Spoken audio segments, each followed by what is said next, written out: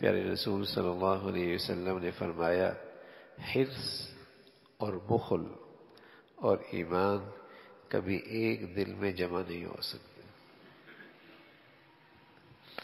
حرص بھی ہو، بخل بھی ہو، ایمان بھی ہو اور مسلمان کا دل بھی ہو، فرمایا ایسا نہیں ہو سکتا.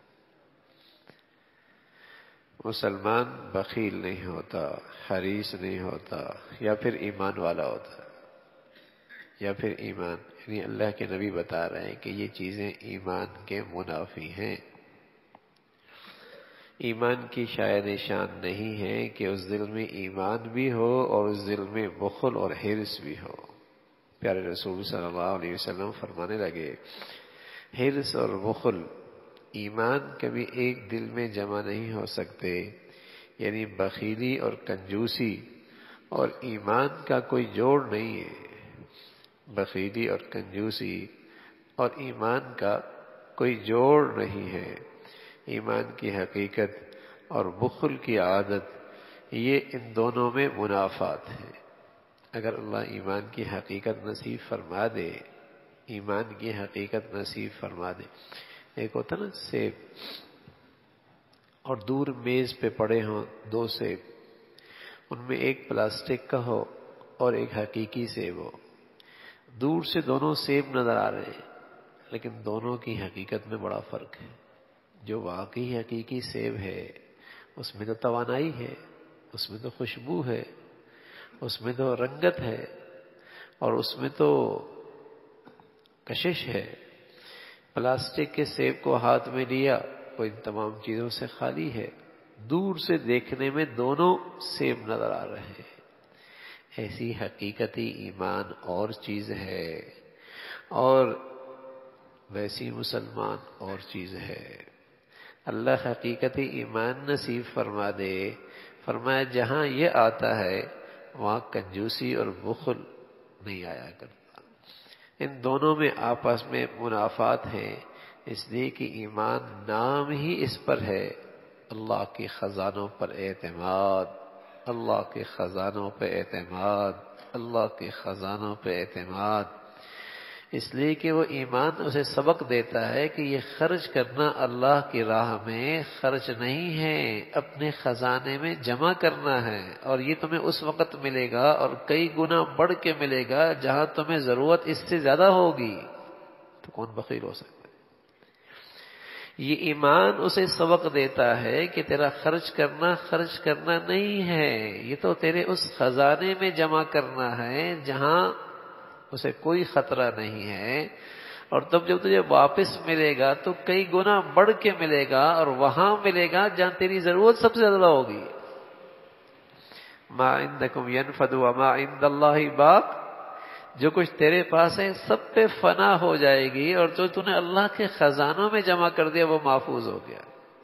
شیخ عاصم رحمۃ اللہ علیہ کے شاگرد نے کئی سالوں کے بعد جب حضرت سے اجازت مانگی تو کہا بیٹے کیا سیکھا؟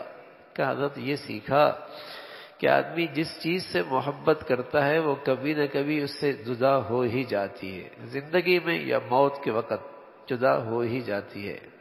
تو میں نے اپنی سب سے محبوب چیز اللہ کے خزانہ میں جمع کر دی ہے تاکہ کبھی مجھ سے جدا ہی نہ ہو، تاکہ مجھ سے کبھی جدا ہی نہ ہو اور مجھ سے کبھی گم ہی نہ ہو، اور وہ اللہ کے خزانہ ہے. تو اس لیے اللہ کے نبی صلی اللہ علیہ وسلم فرمانے لگے کہ ایمان ہو اور پھر بخل اور کنجوسی ہو، یہ دونوں چیزیں. دیکھو اسراف اور چیز ہے، اسراف اور تبذیر حرام ہے، حرام. اسراف تبذیر حرام ہے، یعنی ایسی جگہ خرچ کرنا جہاں خرچ نہیں کرنا چاہیے، یا کسی گناہ کی جگہ پہ خرچ کرنا، یہ حرام ہے، یہ تو ناجائز ہے. یہ کوئی سخاوت نہیں ہے، یہ کوئی سخاوت نہیں ہے، یہ کوئی بڑا دل والا نہیں ہے. ہمارے ہاں بڑا دل والا وہ سمجھتا ہے جو رسم و رواج پہ خوب خرچ کرے، جو ریا اور نام و نمود پہ خوب خرچ کرے، جو تختی لگانے پہ خوب خرچ کرے. ہاں فرمایا یہ تو ریا ہے، یہ تو نام و نمود ہے، یہ تو پکڑ کی چیز ہے. اسراف تو پکڑ کی چیز ہے، تبذیر تو پکڑ کی چیز ہے. ہاں اللہ کے راہ میں وہاں بخیلی، وہاں کنجوسی، یہ مسلمان کی شاعر شان نہیں ہے، یہ مسلمان کی شاعر شان نہیں ہے۔ اور بخیل ہو بھی کیسے سکتا ہے جب اسے پتا ہے میرا ہی مال محفوظ ہو رہا ہے، اور میرا مال محفوظ نہیں ہو رہا۔ اللہ نے فرمایا ایک دو گے نا 700 گنا۔ کون سا دنیا میں ادارہ ایسا ہے جو اتنا زیادہ دیتا ہے؟ 700 گنا۔